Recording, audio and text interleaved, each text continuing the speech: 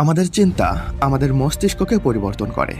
আমরা কি ধরনের চিন্তা করি তার উপর ভিত্তি করে মস্তিষ্কের কিছু অংশ শক্তিশালী হয়, কিছু অংশ দুর্বল হয়, কিছু অংশ আকৃতিতে বড় হয়, আবার কিছু অংশ আকৃতিতে ছোট হয়।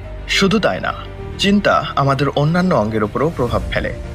যখনই আমরা চিন্তা করি তখনই মস্তিষ্ক নানা ধরনের রাসায়নিক সিগন্যাল নিঃসরণ করে, যা শরীরে ছড়িয়ে যায়। এ কারণে চিন্তা করে আমরা যে শুধুই আমাদের মস্তিষ্কের উপর প্রভাব ফেলি তা নয়, একই সাথে শরীরের অন্যান্য অঙ্গের উপরও প্রভাব ফেলি।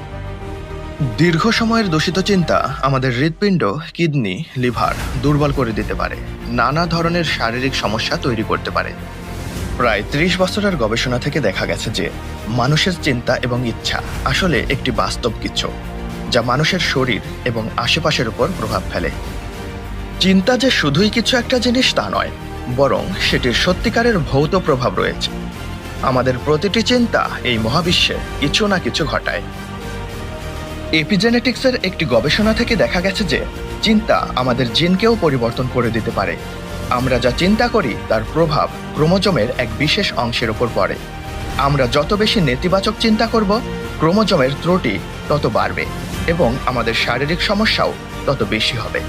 আর আমরা যত ইতিবাচক সুন্দর চিন্তা করব, হাসি খুশি থাকব, মনের ভেতরে কৃতজ্ঞতা আনন্দ ধরে রাখব, আমাদের জিন তত বেশি ভালো থাকবে, শরীরের অভ্যন্তরীণ অঙ্গগুলো তত বেশি সুস্থ থাকবে, ভবিষ্যৎ প্রজন্মকে তত সুস্থ জিন দিয়ে যেতে পারবো।